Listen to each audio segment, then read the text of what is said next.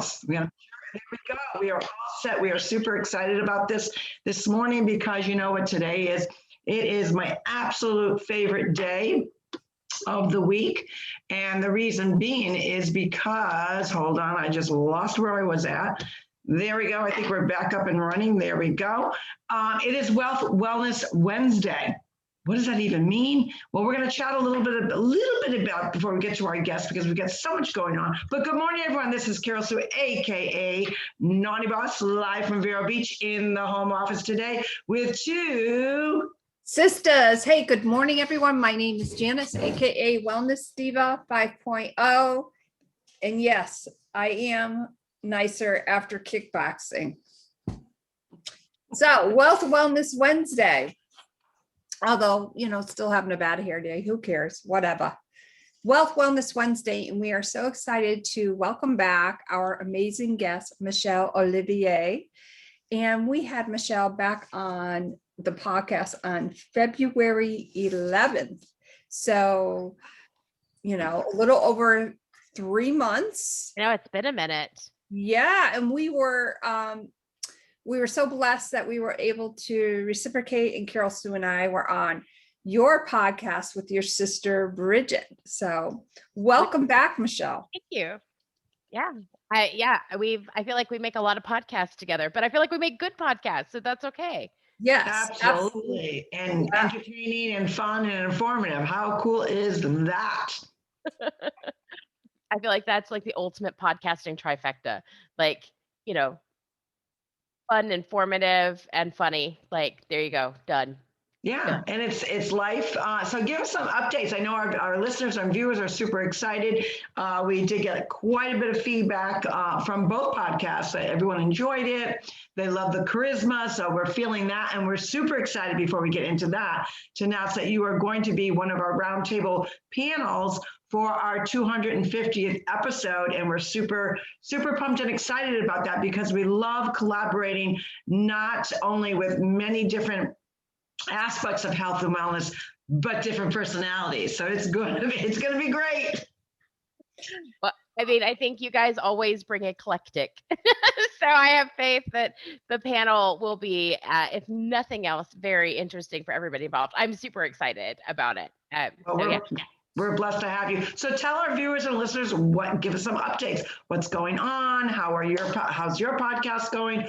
Do you got any new visions, new pivots in your journey? What's going on? So podcast is going well. Work is going well. I'm doing some recruitment at the moment.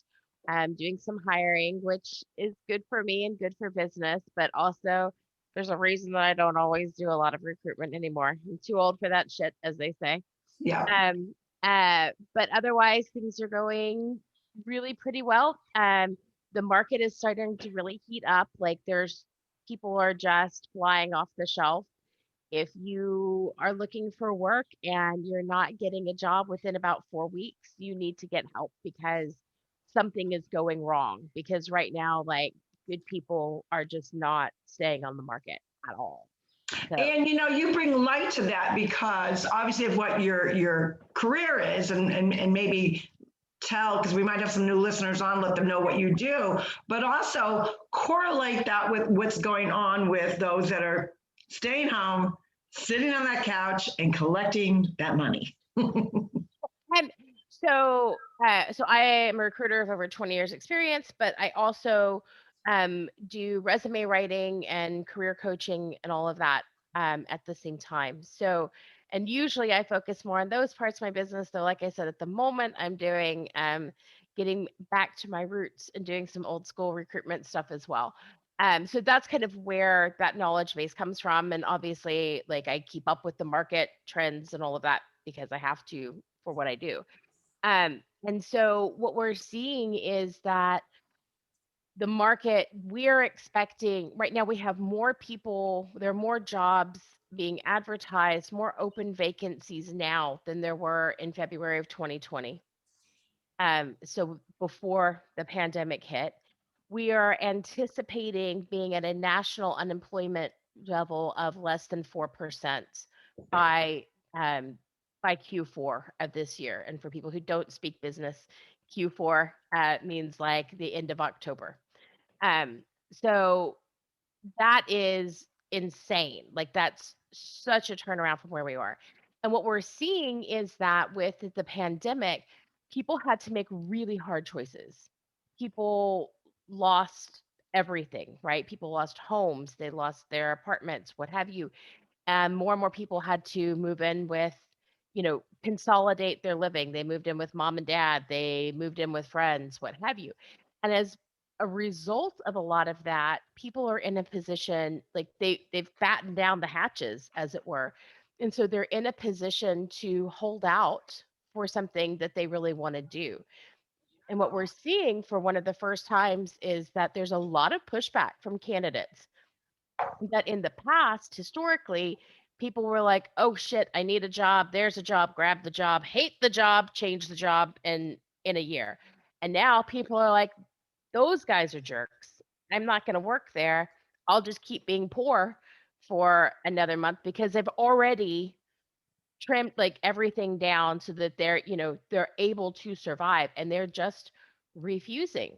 And so clients who have unreasonable expectations in the recruitment process, clients who don't treat candidates well in the hiring process are just being told no. And so are clients that don't pay reasonably.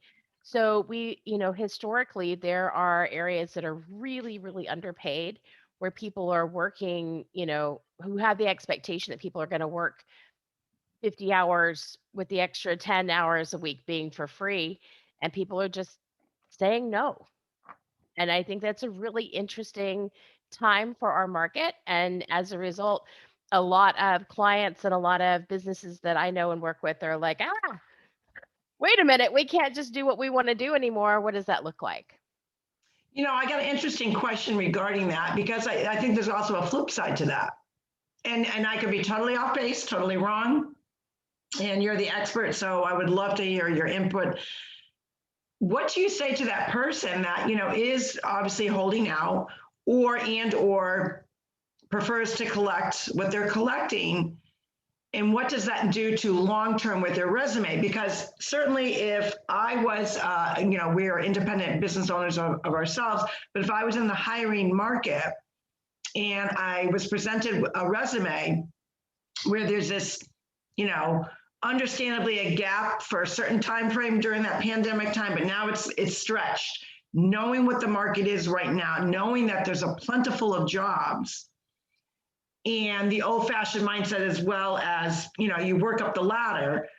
Some want to skip the ladder and just go to the top.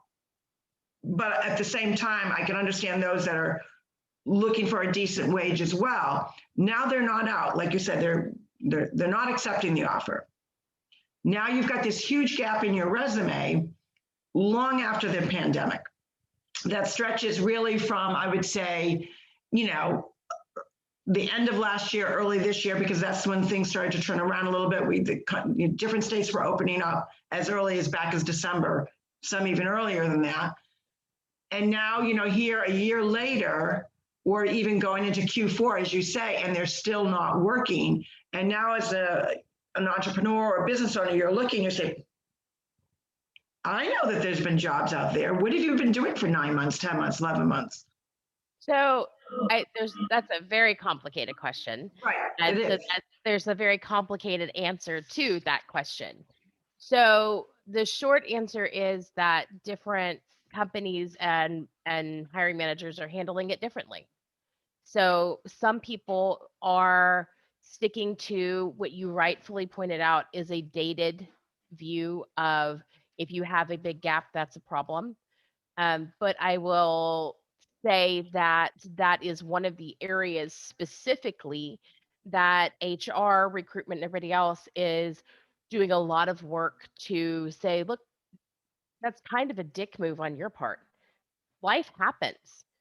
Moms get sick and you have to take time out to go care for them. People have babies, right? So that mentality of if you have a gap, then there's something wrong with you is extremely damaging to women who tend to be the ones to leave to be carers. But B, it just doesn't acknowledge the reality of life. So I have a client at the moment who's an amazing guy, great worker, but he took 8 years out to be stay-at-home dad. And so he has an 8-year gap on his resume for the absolute best reason in the world to have an 8-year gap on your resume. And so there's a lot of work right now in the community to get people to change that old mindset that people don't just, do nothing but go to work. That is not a reasonable way of seeing human beings, that we have to understand that they have more nuance and that sort of thing. So there's a lot of work being done to change the way that we view the gap situation. The other thing that I would say is that the moving to a almost entirely virtual marketplace has meant that suddenly a lot of people can do a lot of jobs that they couldn't before. And so what we're finding is, like, I live in Austin. Locally, we are struggling to find waiters, people to work in fast food, people to work in retail. And that's for all kinds of reasons, right? Because it's not because of the extra 300 a week, because the governor of Texas has already declined that money. So that's not the problem. The problem is that people can go online now and get a job making $17 an hour working from home. So they don't have to have a car. They don't, right? You think of all of the money that you save if you're working from home. Plus, it makes things like childcare easier and all of those other elements. So, why, in the name of all that's holy, would I stop doing something that pays on net substantially more for my household to go say, do you want fries with that? Which is not exactly an exciting and rewarding career for people, right? People weren't like, yes, someday I'm going to work for Burger King. Like, that wasn't a thing, right? Right. People take that job because they need a job, because they need to feed their families Sure. and they need to work. And so when we shifted the economy last year to suddenly customer service positions are available work from home, like, all of this work just opened up in the cloud, you have a lot more competition every single place. And I think that that is the bigger issue for those types of roles. And then again, from the hiring manager perspective, I have hiring managers I work with that are like, nah, they've been out of work for a while. I don't want to take a risk on that. What's wrong with them? And my answer is, nothing's wrong with them, but you're not going to find somebody with that attitude. For the first time in my 20 years of recruitment experience, hiring managers have to check themselves. That the old mentality of, if they really want this job, they will blah, or that it's their job to show me why they are worthy of my position, is just dead. And candidates are saying, no, you're just not that special. Right. And I truly understand that perspective and that mindset. I truly do. I'm really more talking about, because we also have to be mindful of that there are some that are lazy, that not all states have shut that $300 down. I know people on the average, if you decide not to kind of go out and look, for one person, it's about $42,000 a year to not look. Now, I think it's a great idea that the states are buckling down. I also appreciate that the mindset has to change from a managerial perspective, but there's also a segment of the population that there's always outliers in every and direction. there's always going to be. Right. And there's always going to be. And I think that one of the key pieces to getting people back to work is a fair wage, but a fair wage per what the job entails. And I think maybe that's the wake-up call to employers is, we have to be more competitive. Also keeping in mind that, you still got to work up the ladder if you choose this. Because, perfect example, you talk about Burger King. There are many successful managers that worked up the ladder to to actually, work towards that position. So there is something to say about the value of that. However, the industries, and to me, it's like a catch-22 because, basically these businesses were shut down, just like somebody, was shut down from working. Well, guess what? The business had to shut down too. So I look at it from both perspectives where, okay, people want more money. I've got to do that. But I've been shut down just as long as you've been staying home. Sure. And where the balance is with that, where's this money going to come from to excel someone at a higher level? And I agree. And the other thing that has happened is that for a lot of businesses and industries as a whole, part of the shutdown taught them to work smarter.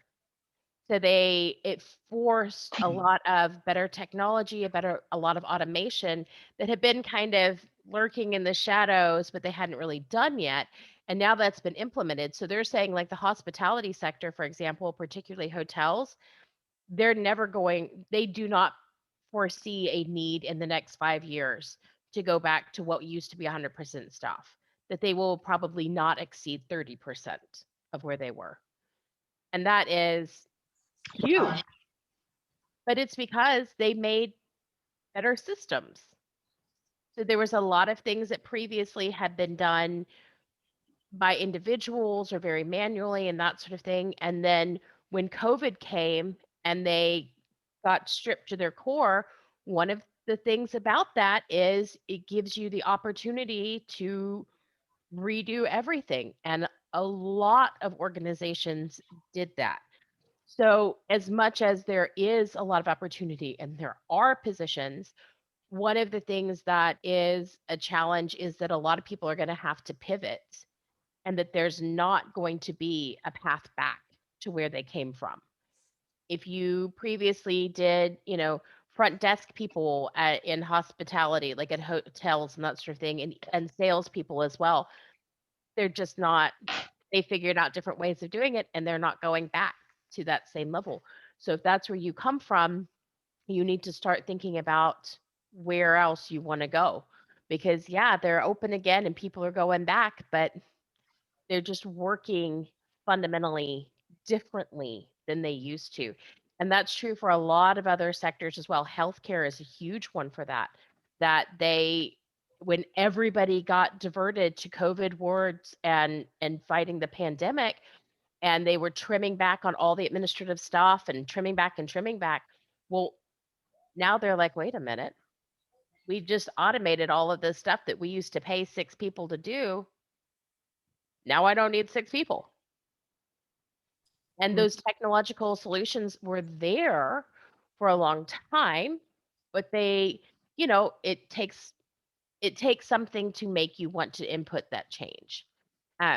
And with that analogy, though, which to me is confusing, I think it's confusing to the consumer as well, is taking that into consideration what you're saying. So there's all these organizations, these businesses, these professions are trimming down. Then why is there so many jobs available? Because every time they trim, somebody else gets a boost, right? So if the reason that hospitality needs fewer customer service people is because they have learned that they can outsource it to a centralized customer service bank, which then takes, more people. Well, now there are jobs in that area. If the answer is that they have a new IT system that allows them to do all of this stuff, well, now there are jobs working for that IT company doing technical support, doing software sales, doing all of those types of things. So there is major shifts in the market. And one of the problems with a shifting market is that, people's skill sets didn't change overnight.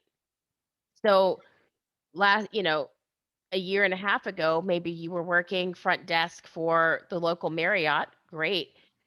Today, that job may not exist, but there are jobs in software sales where you didn't just wake up this morning suddenly proficient software salesperson. That's Right. not how that works. Right. So there's a moment like we now need to help our workforce as a whole figure it out.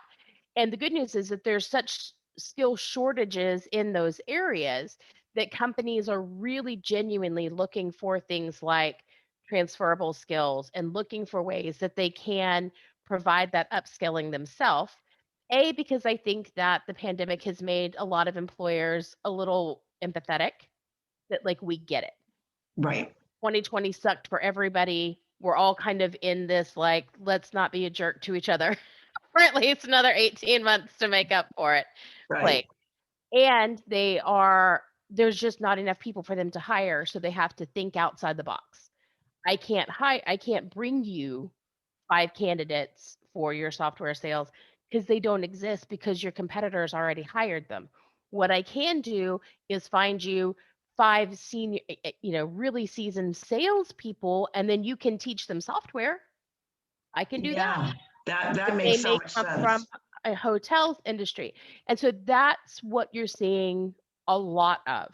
Schools, a lot of like midlife changing programs like the Flatiron School, like Aspireship, those kind of guys are seeing a huge increase in people coming to them from all kinds of industries, trying to pivot into something where there is some ongoing demand. What would you say is the hottest market right now? Like what, obviously, Like if you're this, you got a job. well, yeah, that like you say, oh my God, they keep hiring, it's not stop. This is the hot market. If you're not adverse in this, get that training. What would you say is like the number one or number SaaS two or a sales, few? yeah, I would say SaaS sales are ridiculous. And What kind of then sales? SaaS, SaaS, SaaS, um, are ridiculously hot. Anything cloud-based, so AWS, Azure, any of those type of skill sets, for that migration. And then most of the technical skill sets out there, um, they like developers, all of that, because everybody is kind of doubling down on being remote, doing things with more technology, et cetera. We're seeing a reinforcement of investment in that area kind of across the board. So companies are like, okay, well, we managed to kind of hobble through 2020, but we really like working from home. So let's find a way that's not hobbling and doesn't suck to be able to keep offering that to our staff. And so with that, then there are new tools that they need. And like we know, I don't know if you guys did a lot of virtual events, but most of them suck. Most of the platforms, no offense to the people out there with those platforms, but let's just say there's a lot of work that needs to be done there, right? Like the virtual event space is not a great one. So everybody acknowledged that. And now, like, I know personally of like 5 startups in the virtual event space that are like, hey, we've got a better solution because all of these sucked. So that type of thing, because we know people are going to want to keep doing that. There were things about having virtual events that people loved. It's easier to get higher quality speakers. It's a lot cheaper to get higher quality speakers because now you're not flying them in from wherever. You just like they dial into the Zoom, bada bing, speaker. So, and you have a wider net you can throw in terms of attendance because again, people don't have to physically show up.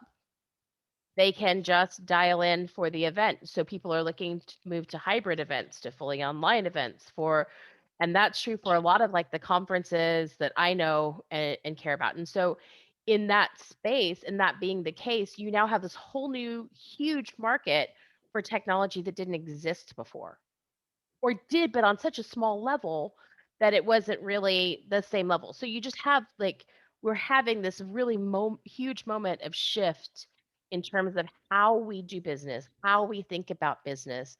And then at the same time, we're getting pushback from our candidates, forcing us to change how we interact with them. And so, I mean, it's kind of exciting for a recruitment geek like me um, to be in all of it. That's For amazing. sure. And I have a comment, because for instance, I know, you had mentioned about like the software people that are hiring, and, maybe the salespeople, and they can train, these companies can potentially train them. A lot of states now are like bribing their citizens, get a job and we will give you a $1,000 bonus when you stay with that company for 2 months. I would rather see that $1,000 go into the training aspect of it. I don't know if Texas is doing that, but Connecticut I have a problem with that a little Well, bit. you know what, to be honest with you, I mean, I've seen different restaurants, that kind of thing, say, hey, come on in, we're doing a bonus, a higher bonus. But Yeah. a higher bonus has always been, especially in corporate world, has always been. Usually it was really reserved for your top director positions, VP positions, whatever. So that part is not unusual. What I think is unusual is probably the sector of a lot of people not in corporate America really didn't know other than word of mouth. So it does seem a little odd for a fast food joint, a restaurant, to have a higher on bonus. I don't have a problem with the higher on bonus per se, because it's always been done. These companies are hurting. They want to get back to business, and they are trying to find creative ways, and they're really getting their mark on that from what's always been done. Just most people didn't know. Right, but here's the thing. I don't have a problem with higher on bonuses. I think that's a great thing for companies. This is the state of Connecticut. Oh, the actual state, the physical State of Connecticut. Not a I have a corporate problem person. with that. Yeah. I know that they receive some type of federal funds and they get to decide what to do with it. I think that is total BS. Yeah. I mean, That's I think that I think it's complicated at best. I think that, the restaurant industry in particular has worked people not in any kind of a livable wage for a very long time. The fact that, tipped staff make $2 an hour. And with COVID, what they saw was that they can't live on tips. And increasingly, you know, there's more, the argument against changing it has always been, well, if you don't like it, then you go get a job somewhere else. So they did. Right. And now people are like, we can't open the restaurants. Well, friend, you're like, you can give a sign-on bonus, but it's not going to pay my rent in 3 months. That sign-on bonus you gave me today. And as we have more and more, so what they found is that as people are ordering out more, tips go down to almost non-existent. Right. Right? All the delivery services, that sort of thing. The people packaging your food, putting it together at the restaurant, like they're spending their time doing that, but they don't get a tip for that. So it's not a livable wage. And so we're having kind of a reckoning that we've had. Food service in particular has had a notoriously bad run of paying people stuff they can't live on. And the argument has been, oh, but these, they're not really adults. They're, teenagers working summer jobs, but they're not, because, that just doesn't, there's more hours than there are teenagers, right? Like teenagers have to go to school. So if you want to have a cheeseburger at midday on a Wednesday, you got to have somebody that's not a teenager there to serve it to you. And so these are people who have lives, who are adults, who are trying to have families and, and have homes that they need to pay for. And the food service industry and others, so agriculture is another one, right? Our agricultural practices have long since paid not very much. And now all of a sudden, nobody wants to show up to pick the asparagus. They're having to till fields under. And they are now at a point, I saw something the other day that there is somebody paying $20 an hour, full benefits and paid time off for people to come and literally pick asparagus, and they cannot get anybody to do it. They're going to have to till fields. I know, it's crazy. The other aspect of the restaurant industry and country club industry is, typically speaking, like you said, they're getting paid a lower wage per hour than they are relying on that fixed tip and or tip at a regular restaurant. Well, the busboy doesn't get a tip, and not even the chef. And I've seen a shift in that as well, that chefs are now being part of that till, because they're the ones that are, creating the menus, working their butt off. And unless you are like a celebrity or chef or a very high end, you could have the same schooling, but you just didn't get that break to work in that 5-star restaurant, upscale, where the chef is making it a very decent wage, versus another chef that's had the same schooling, but is still making $15 to $18 an hour, which doesn't sound bad. But when most of them working 40, 50, 60 hours a week, and then some, because they can't get the help in there. So you're right. There's a lot of shift. There's a lot of pivots. And I don't think, there's not a real easy answer. I guess we could always go back to, okay, well, the restaurants, the corporations, the whatever, made the money all these years. Well, now they got to start paying their help, which I agree. But I look more to like the mom and pop, the smaller business. Yeah, and that's the problem, right? Is that the policies and stuff that we put in place, and we think McDonald's paying their people, I think I read that they paid everybody a minimum of $15 an hour and increased the overall wages commiserately, proportionately with that. It would result in a 50 cents increase per Big Mac. Okay. Like, as a consumer, great. I will pay you 50 cents more to know that everybody there is able to live happily. And that's so easy at McDonald's scale. Right. But you're absolutely right that when it's minority run, when it's a smaller one, and especially for minority run business owners or family run businesses, it's extra hard. It makes it so much more expensive to start a new business when you don't have all of those advantages that all the others had for how they got there. And when you add to that the fact that people, especially minorities and women, have a harder time getting access to money. So it's harder for them to get bank loans. And when they do, they tend to be for lower amounts, et cetera. So it's hard to even get access to the tools to balance those scales. So you're right. And I don't know I don't think there is a quick answer. I think if there was a quick answer, we'd have all already done it. That's right.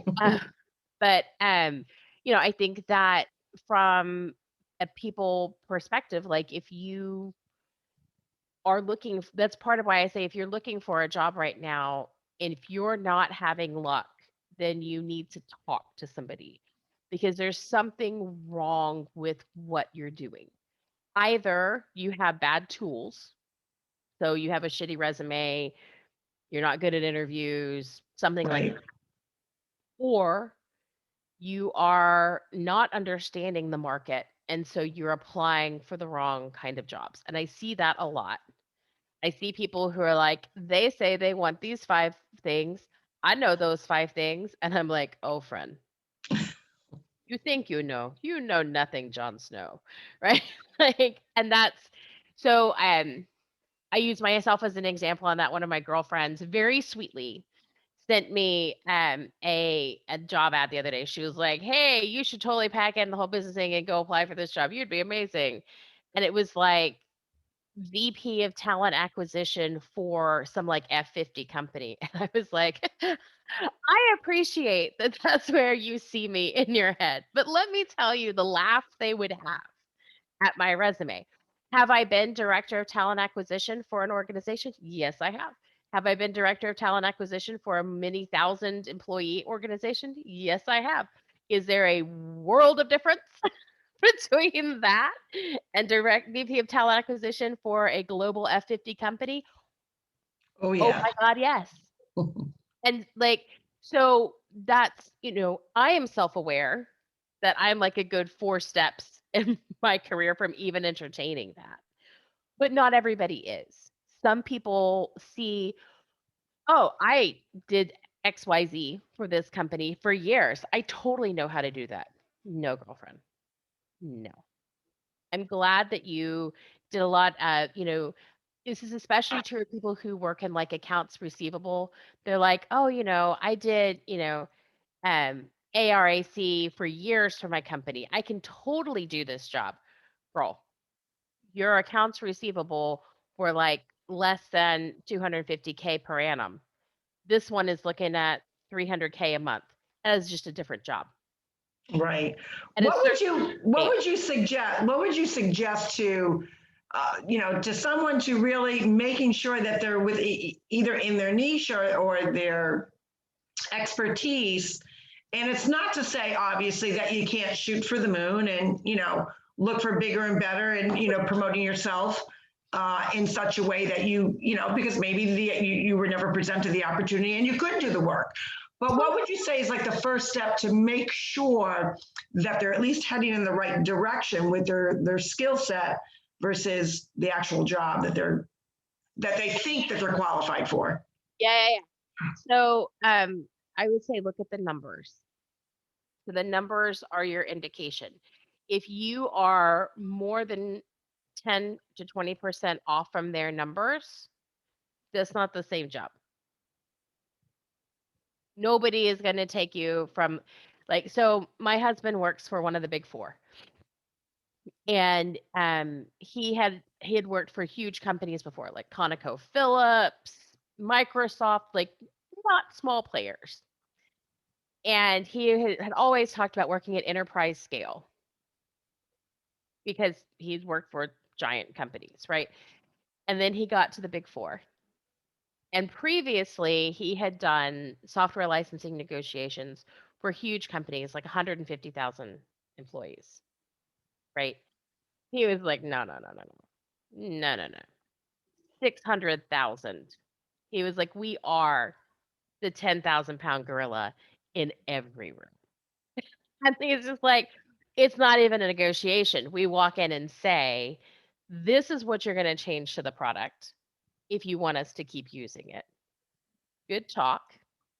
Here's what we're going to pay. And it's a total, like, he talks about and jokes about the fact it's just a totally different job. And that's true at smaller scales as well, right? Like, you ladies run your own business. You've been self-employed before, but like Janice, like to use the example of a writer, somebody who says, "Oh, I'm a writer. I do a lot of content creation, etc." Great.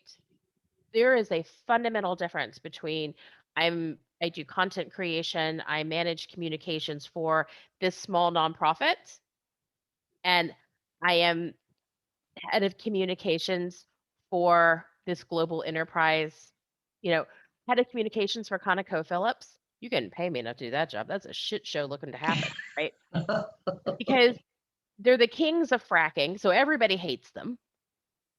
And on top of that, like with the continual layoffs in the petroleum market, some of which they have zero control over because it has to do with complex geopolitical structures around petroleum production.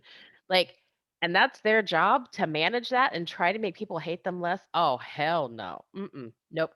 But people who think that that's a one-to-one for them or think, oh, I've had a book published by like my local creative writing group and they think that they know what it takes to have a New York Times bestselling book, those are not the same experiences. Right.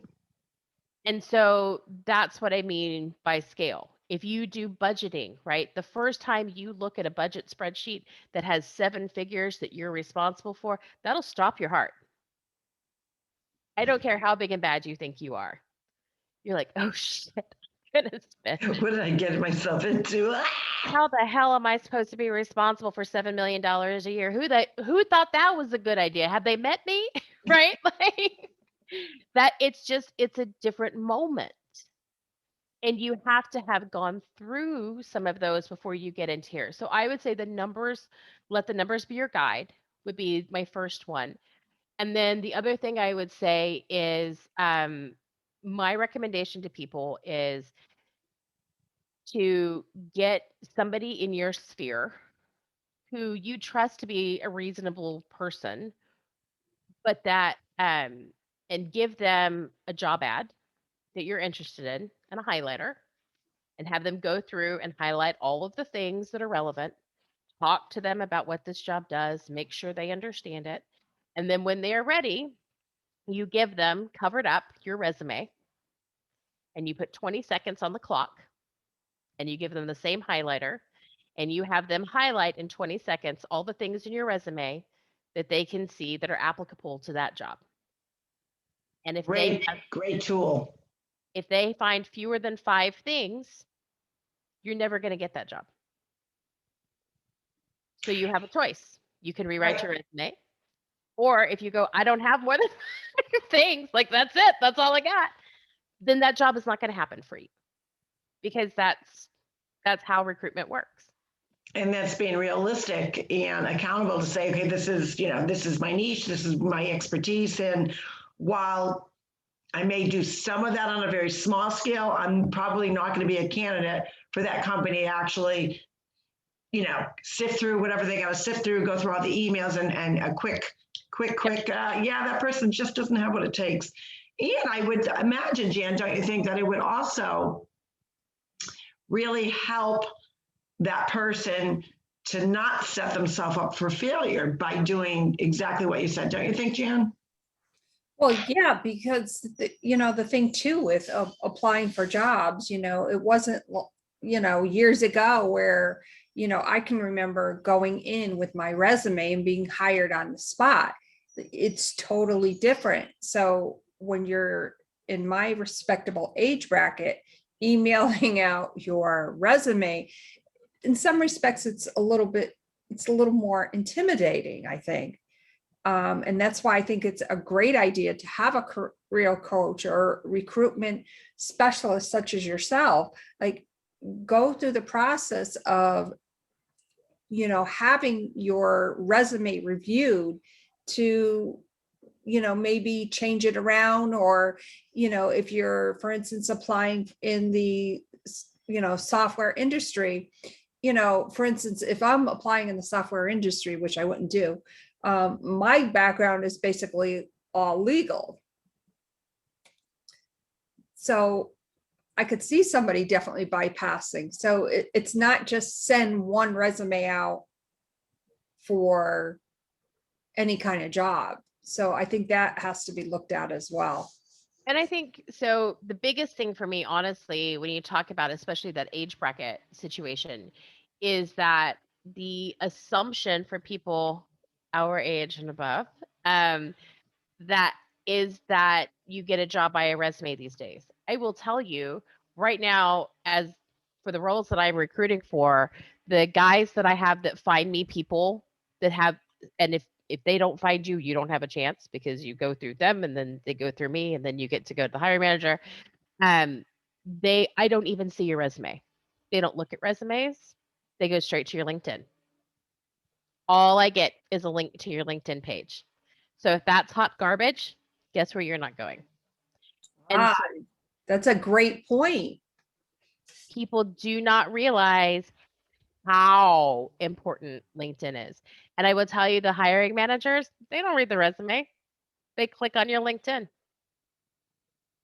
First thing they do, click on your LinkedIn. So people grossly underestimate, especially people, like I said, who have been in the market for a while and think they know. The things that people think they know are probably the most dangerous things to them getting a job, because you think you know modern recruitment, the hell you do, unless you are a recruiter. And one of the things that really, really frustrates me is when people who are not recruiters, who have never been recruiters, go around giving advice about job coaching, about resume writing and that sort of thing. I understand some of them say, well, I was a hiring manager. Okay. So you know exactly your perspective as a hiring manager. And that's not a not valuable thing, but it is not the same as somebody who knows how ATSs work and are configured, knows exactly how recruiters think, and you have to get through both of those steps before you ever get to a hiring manager, and who has worked with thousands of hiring managers and heard all of their bullshit. We know all of those perspectives, and that is such a different place to be. And if I were a job seeker that needed that kind of help, I would not want anybody who did not have those kind of credentials. And when I hear really bad advice, when I see bad resumes, consistently, it comes from people who have non-recruitment backgrounds, who have decided for whatever reason that they're a great resume writer, um, or that they're a really great career coach. So yeah, that's What would be one thing then? Okay, so obviously you brought up LinkedIn, which is very true. What would you tell that person? Say, okay, let's look at your LinkedIn page and look at it differently. What would be the question is going to be twofold. What would be the common, like the number one thing you think needs to be changed, and the one thing is like a no-no? So what people think is that LinkedIn is for headshots and uber professional, sober everything. That is not the case. Remember, recruiters are millennials now. Hiring managers are millennials. We want to see you as a human, as a three-dimensional character. So having a sense of humor on LinkedIn is great. Having a photo of you with a glass of wine and your hair in a top knot, that's fine. Like if that's your personal brand, go nuts. But the old version of professional on LinkedIn is just dead. And I say that very authoritatively. I did actually a poll on LinkedIn about a month ago that had over 130,000 responses. And it was over 80% of people on there said that they preferred LinkedIn profile pictures that showed personality to ones that were headshots. So like, that's not just I made that up one day for my personal opinion. Yeah, I actively solicited other opinions, and that's where that market is. In terms of beyond that, you need to understand that you will turn up in searches for things.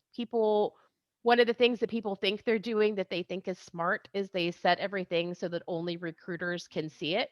That's a terrible idea. Because LinkedIn is just not that smart. It doesn't know who is a recruiter and who is doing things for recruitment reasons. When they say only recruiters, they mean people who have paid for the very specific recruiter package through LinkedIn, which is never going to be a hiring manager, which is almost never going to be HR, which is frankly not even me. I pay for a different package on LinkedIn than the recruitment one. So I would not see any of that stuff. Believe me, if you're looking for the kind of jobs I'm hiring for, you want me to see. So you just got to kind of get over yourself. Why are you hiding it so that only recruiters can see it? I hear a lot of people say to me, oh, but what if my employer sees all this activity on LinkedIn and thinks I'm looking for a job? Okay, what are they going to do? Really, what are they going to do? Be annoyed? Okay, well, you're trying to leave anyway. So come on. That's true.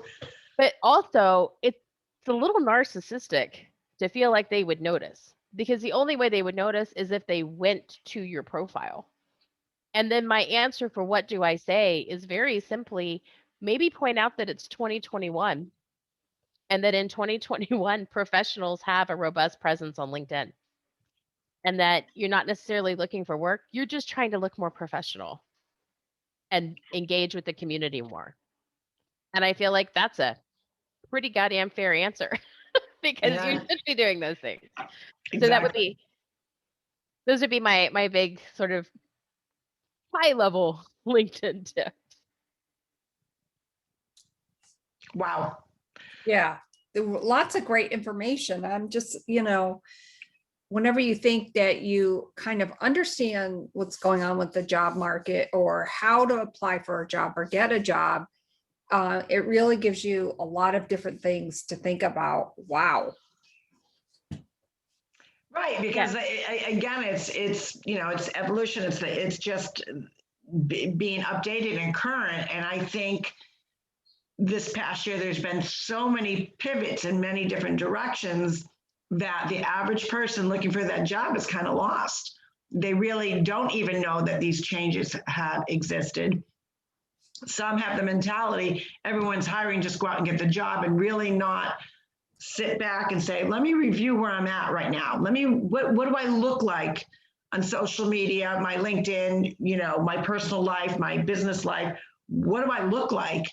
And how will it be perceived in such a way that's going to highlight the best of my best self that they want me to be associated with their company and or work for them? So it is a totally different mindset for sure.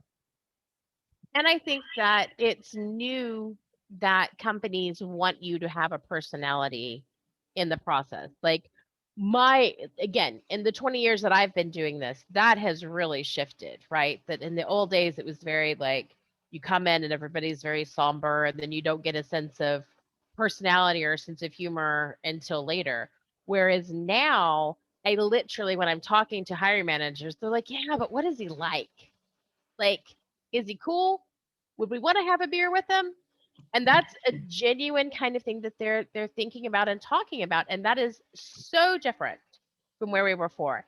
And I think that again, people who get career advice from folks not in those weeds, not having that conversation daily, it is so easy to be giving really bad, really out of date advice for people. And so like career services, especially like the state-run ones that work with job seekers who are on unemployment, God bless them. Like they are so well-intentioned, but they are so far from the market. Right. Most of those people have never been in recruitment, and none of those people are actively in recruitment today. And so with that being the case, like the advice that they give is just frankly bad. I'd say the worst for that for me that really doubly hurts my heart are the services that are available for our servicemen and women who are leaving the military. Every single time we see somebody who's transitioning from the military, their resume is just not something you could send to an employer. And so we have these people who have served our country for years, who are now trying to reconnect with their families and going through this huge emotional trauma of leaving what they know for civilian life and all of that. And they get sent out with these tools that are literally laughable. Like I cannot imagine why somebody would think that that would be a good resume. And it just absolutely kills me every time. We obviously offer a hefty discount to, all veterans for this reason, but it is like it's an ongoing problem because of who they have in those areas. And that I think makes it even harder because people think they're getting help and then they get bad help. And bad help, as I always say, is worse than no help at all, for sure. Wow. Lots of great information. And we are excited that obviously you're going to be on our 250th. On that note, in closing, how would our listeners and viewers get a hold of you? And I will make sure that your contact information gets below this video. Sure. They can email me. They can call me. My phone number, my Calendly, all of that is on my LinkedIn. And if your viewers and listeners are looking for work, they need to be on LinkedIn, as we discussed. So they can all link in with me for sure. But I'm delighted, and I'm not that person that's going to try to charge you to answer a 2-second question, like honestly. So please, please, please, if you have a question, if you want me to look at your LinkedIn profile and tell you if you're doing it right, I have no problem doing that absolutely for free. Just send me a note, not a problem at all. If you want, if you want us to rewrite your resume, yeah, we got to charge you for that because our kids like to eat. Right. But like, but quick questions, easy advice, all of that, not a problem. That's Perfect. awesome. Thank you so much. Well, on that note, thank you again for being with us. We look forward to the 250th with you. My name is Janice, AKA Wellness Diva 5.0. And yes, I am nicer after kickboxing with two Sisters, and this is Carroll-Sue, AKA Naughty Boss. This is Wealth Wellness Wednesday. We've chatted a lot about getting you back in that work market, getting you back in that career market. But don't forget to always pay it forward, be kind, pay it forward, and I don't know, surprise someone today, an unsuspecting person. It's not about the money, it's just about the act. You guys have a great Wealth Wellness Wednesday. We will see you tomorrow for Trending Thursday. I think we got a lot of things coming that are going to be trending. We hope to see you tomorrow. Have a great day, guys. Bye, everyone.